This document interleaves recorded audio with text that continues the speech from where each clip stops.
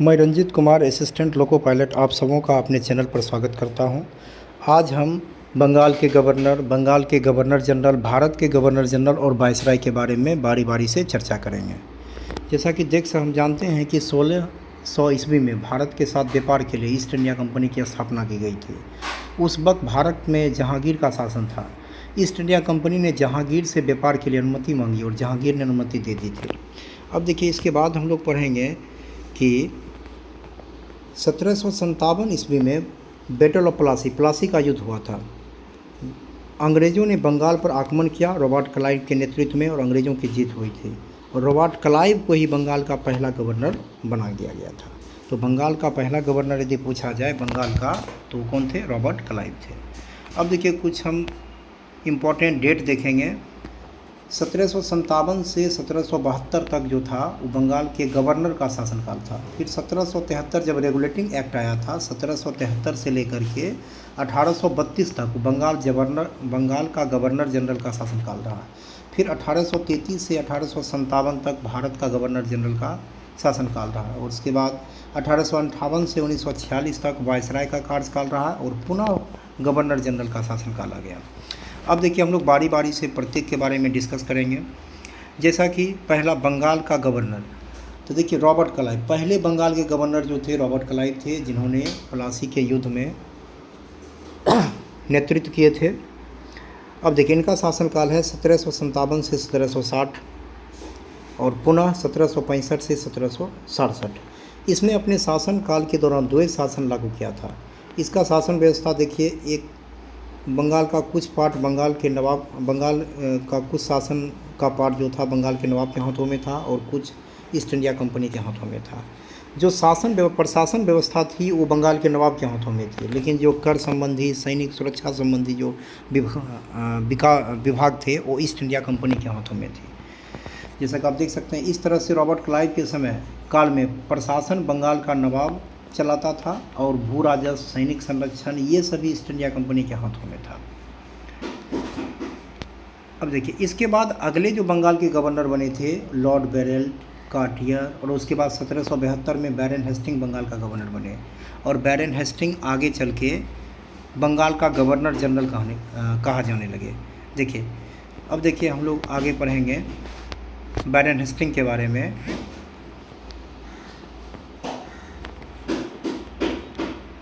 देखिए बैरन हेस्टिंग का जो कार्यकाल था वो 1774 से लेकर के 1785 तक था। इसके शासनकाल में 1773 में रेगुलेटिंग एक्ट आया था।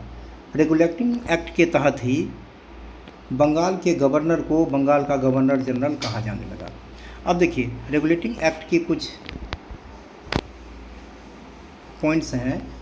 रेगुलेटिंग एक्ट के तहत ईस्ट इंडिया कंपनी के कार्यों को नियंत्रित करना रेगुलेटिंग एक्ट का कार्य था। संसदीय प्रणाली को स्थापित करना, राजनीतिक कार्यों को मान्यता देना, ये रेगुलेटिंग एक्ट के कुछ महत्वपूर्ण पॉइंट्स थे।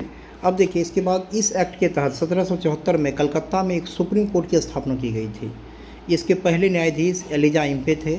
बैरन हेस्टिंग के समय काल में सर विलियम जेम्स ने एशियाटिक सोसाइटी ऑफ बंगाल की स्थापना की। साथ ही भारत का पहला समाचार पत्र द बंगाल गेजेट का प्रकाशन भी इसी के शासनकाल में हुआ था। किनके शासनकाल में? बैरन हेस्टिंग के शासनकाल में, जो कि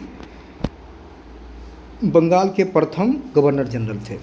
अब देखिए, इसके बाद देखिए अगला जो ईस्ट इंडिया एक्ट आया। रेगुलेटिंग एक्ट 1773 की कमजोरियों को दूर करने और अंग्रेज़ों के हितों की रक्षा करने के लिए 1784 में ब्रिटिश संसद में ईस्ट इंडिया एक्ट पास किया गया। इसके तहत इंग्लैंड में एक नियंत्रक बोर्ड की स्थापना की गई।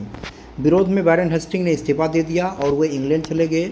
वहाँ उन पर ब्रिटिश पार्लियामेंट ने अभियोग चलाया। संसद ने उन्हें सभी आरोपों से मुक्त कर दिया। इसके बाद लॉर्ड कॉर्नवालिस अगले बंगाल के गवर्नर जनरल बने। अब देखिए, लॉर्ड कॉर्नवालिस का जो शासनकाल था वो था आपका 1786 से लेकर के 1793 तक। इसे भारत में सिविल सेवा पुलिस का जनक माना जाता है। इन्होंने अपने काल में 3 प्रमुख कार्य किए थे। लॉर्ड कॉर्नवालिस जो थे अपने शासनकाल में 3 प्रमुख कार्य किए थे। पहला सिविल सेवा, पुलिस व्यवस्था और स्थानीय बंदोबस्त जैसे महत्वपूर्ण कार्य किए थे। लॉर्ड कॉर्नवालिस ने अपने शासनकाल में टीपू सुल्तान के साथ ही श्रीरंगपट्टनम की संधि की थी। लॉर्ड कॉर्नवालिस के शासनकाल में ही क्या हुआ था कि एंग्लो मैसूर का तीसरा वार हुआ था और जिसके तहत टीपू सुल्तान के साथ इन्होंने श्रीरंगपट्टनम की संधि की थी। अब इसके बाद जो थे अगले बंगाल के गवर्नर जनरल जो थे वो थे सर जॉन शोर। इनका कार्यकाल 1793 से 98 था। इनके शासनकाल में खारदा का युद्ध हुआ था जो कि मराठा और निजामों के बीच लड़ा गया था। अब देखिए इसके बाद जो बंगाल के गवर्नर आए, गवर्नर जनरल बने, लॉर्ड वेलेस्ली बने थे। इन्होंने ही समाचार पत्रों पर सबसे पहले प्रतिबंध लगाया था। 1798 से 1805 तक इनका शासनकाल था। इसे बंगाल का शेर के नाम से जाना जाता है। इन्होंने सहायक संधि प्रणाली, बसीन का युद्ध, चौथा एंग्लो मैसूर वाद इन्हीं के शासनकाल में हुआ और इन्होंने प्रेस पर क्या किया, प्रतिबंध लगाया था। देखिए सहायक संधि क्या था कि इसमें भारत में फ्रांसीसियों के भय को समाप्त करने हेतु सहायक संधि प्रणाली शुरू की थी। इस प्रणाली का उद्देश्य ब्रिटिश राज का विस्तार करना था। सबसे पहले हैदराबाद के शासक ने इस संधि को स्वीकारा था। सहायक संधि को सुधारने वाला सबसे पहला जो राज्य था वो कौन सा था, हैदराबाद था। उसके बाद बसीन की संधि, ये संधि अंग्रेज और मराठा पेशवा बाजीराव के बीच हुई थी। चौथा एंग्लो मैसूर युद्ध जो कि 1799 में हुई थी, इन्हीं के शासनकाल में हुई थी। अब देखिए अंग्रेज और चार एंग्लो मैसूर युद्ध हुए थे। अब देखिए उस चारों का हम लोग शॉर्ट में डिस्कस कर लेंगे। प्रथम एंग्लो मैसूर युद्ध जो हुआ था 1767 से 1769 के बीच, उस वक्त बंगाल के गवर्नर लॉर्ड वेरेल्स थे। द्वितीय मैसूर युद्ध 1780 से 84 हुआ, उस वक्त बंगाल के गवर्नर जनरल लॉर्ड हेस्टिंग थे। उसके बाद तृतीय एंग्लो मैसूर युद्ध 1790 से 92 में हुआ, जिनका उस समय Bengal governor general Lord Cornwallis थे और उन्हीं के शासनकाल में श्रीरंगपट्टनम की संधि हुई थी। चतुर्थ एंग्लो मैसूर युद्ध जो हुआ था 1799 में हुआ था और उस वक्त बंगाल के गवर्नर जनरल लॉर्ड वेलेस्ली थे। अब देखिए लॉर्ड कॉर्नवालिस का जो मृत्यु हुआ वो 1805 में हुआ था। उत्तर प्रदेश के गाजीपुर में इनका मृत्यु हो गई थी। उसके बाद अगले बंगाल के गवर्नर जनरल के रूप में सर जॉर्ज बार्लो ने कार्यभार लिए और इनके शासनकाल में बेल्लोर का सिपाही विद्रोह 1806 ईस्वी में हुआ था। इसके बाद अगले जो बंगाल के गवर्नर जनरल थे वो लॉर्ड मिंटो थे। इनका शासनकाल 1807 से 1813 है। इन्होंने अमृतसर की संधि की थी। इसके बाद देखिए हम बढ़ेंगे अगले बंगाल के गवर्नर के जनरल के बारे में जो थे लॉर्ड हेस्टिंग। इनका शासनकाल 1813 से 1823 था। इनके समय काल की बात करते हैं तो उस समय मद्रास में तत्कालीन गवर्नर थॉमस मुनरे थे। मुनरो ने 1820 में मद्रास में रेतबाड़ी व्यवस्था को लागू किया था। इसके बाद बम्बई के गवर्नर ने भी इस व्यवस्था को लागू किया था। रेतबाड़ी व्यवस्था क्या होता था कि पहले जो थे ब्रिटिश अपने ज़मीन को ज़मींदार को देते थे और ज़मींदार अपने ज़मीन को किसान को देते थे। तो रेतबाड़ी व्यवस्था में क्या हुआ कि बीच में जो ज़मींदार का पोस्ट है वो ख़त्म कर दिया गया और ब्रिटिश डायरेक्ट अपनी ज़मीन किसको देने लगे, किसान को देने लगे। यही रेतबाड़ी व्यवस्था थी। अब देखिए तो ये याद रखना है कि रेतबाड़ी व्यवस्था सबसे पहले मद्रास में लागू किया गया था। कोई किनके द्वारा, थॉमस मुनरो के द्वारा, तत्कालीन गवर्नर थॉमस मुनरो के द्वारा। ये याद रखना है, क्वेश्चन पूछा जाता है। अब देखिए अगले गवर्नर जनरल के रूप में लॉर्ड विलियम बेंटिंग ने कार्यभार लिए। इनका शासनकाल 1828 से 1835 था।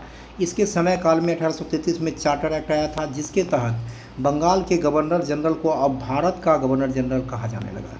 इसके तहत विलियम बेंटिंग भारत का पहला गवर्नर जनरल बने। इस पर यदि पूछा जाए बंगाल का प्रथम गवर्नर जनरल तो बैरन हेस्टिंग और भारत का प्रथम गवर्नर जनरल तो कौन हो गए, लॉर्ड विलियम बेंटिंग ने। ये अब देखिए इनके शासनकाल में देखिए कोई युद्ध नहीं हुआ, इसीलिए इसे शांति का काल भी कहा जाता है। इसके बाद देखिए लॉर्ड विलियम बेंटिंग के काल में कुछ महत्वपूर्ण कार्य हुए थे जिसकी हम चर्चा कर लेते हैं।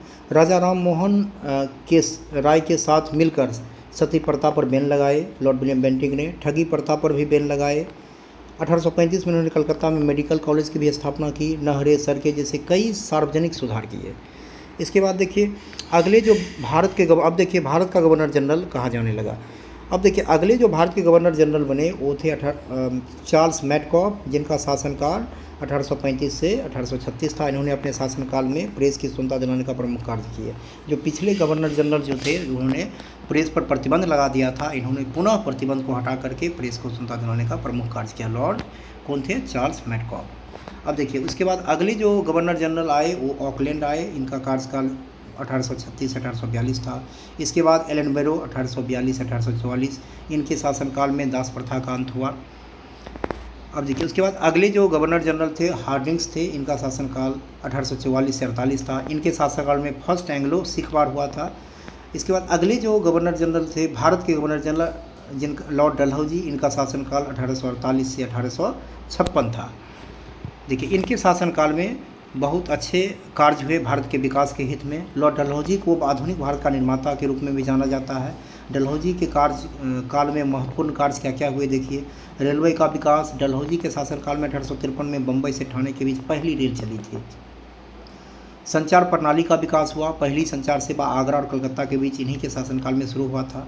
1954 में डाकघर अधिनियम पास हुआ, जिसके तहत पहली बार डाक टिकटों का प्रचलन भी इन्हीं के शासनकाल में शुरू हुआ। इसमें सिविल सेवा के अधीन पदों की नियुक्ति के लिए प्रतियोगिता परीक्षा की भी क्या की शुरुआत की।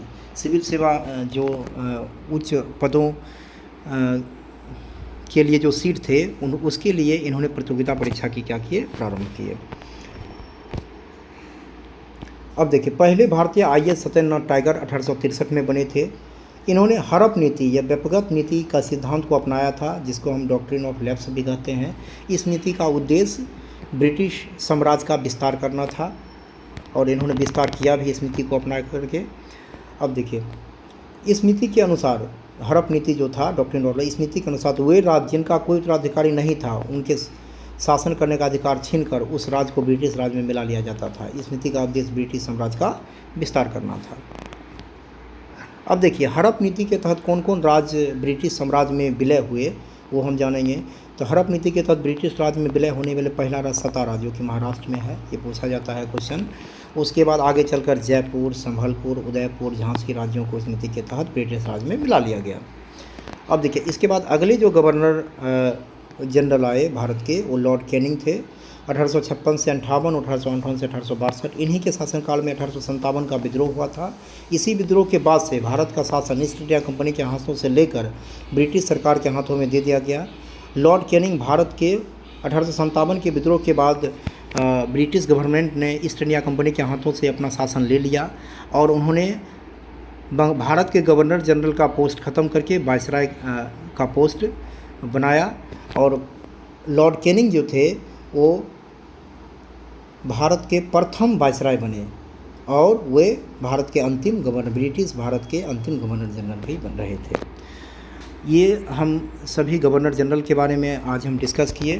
इसके बाद अगले वीडियो में हम लोग क्या करेंगे कि गवर्नर जनरल से रिलेटेड, गवर्नर, बंगाल के गवर्नर और भारत के गवर्नर जनरल से रिलेटेड जितने भी क्वेश्चन हैं उसको हम डिस्कस करेंगे। और उसके बाद आपको हम नेक्स्ट वीडियो वायसराय पर बनाएंगे।